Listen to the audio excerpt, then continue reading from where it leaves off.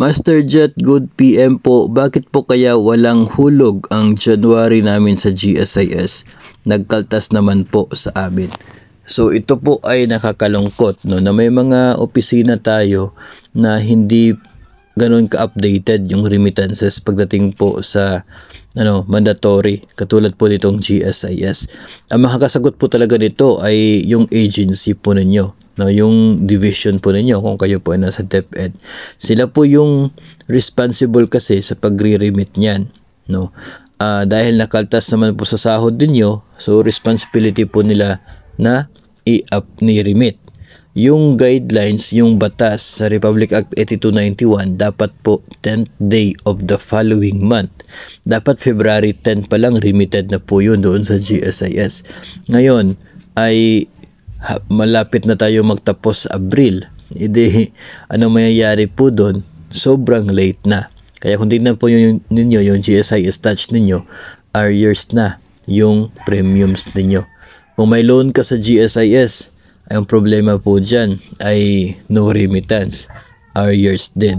So, malaking problema po yun. Nag-i-interest yan kung sa loan dahil walang remittance. So, again, responsibility po yan ng inyo pong division office, ng inyo pong agency.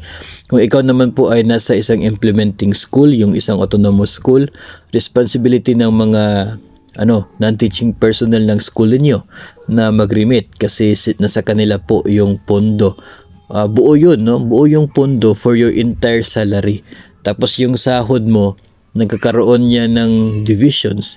May net pay na pupunta sa'yo, yung mga deductions na pupunta sa bangko, na pupunta sa GSIS, PhilHealth, Pag-ibig.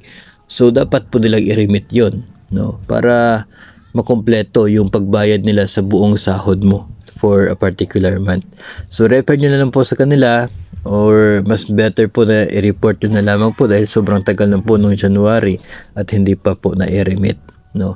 I'm sure hindi lang po kayo yung ganyan yung sitwasyon, kasi kung walang remittance, it means kayong lahat sa division ninyo wala talagang remittance, kasi as one po yun, as a whole yung pag-remit sa isa mong division, kung division office po, kayong lahat one time lang yung pag-remit po niyan.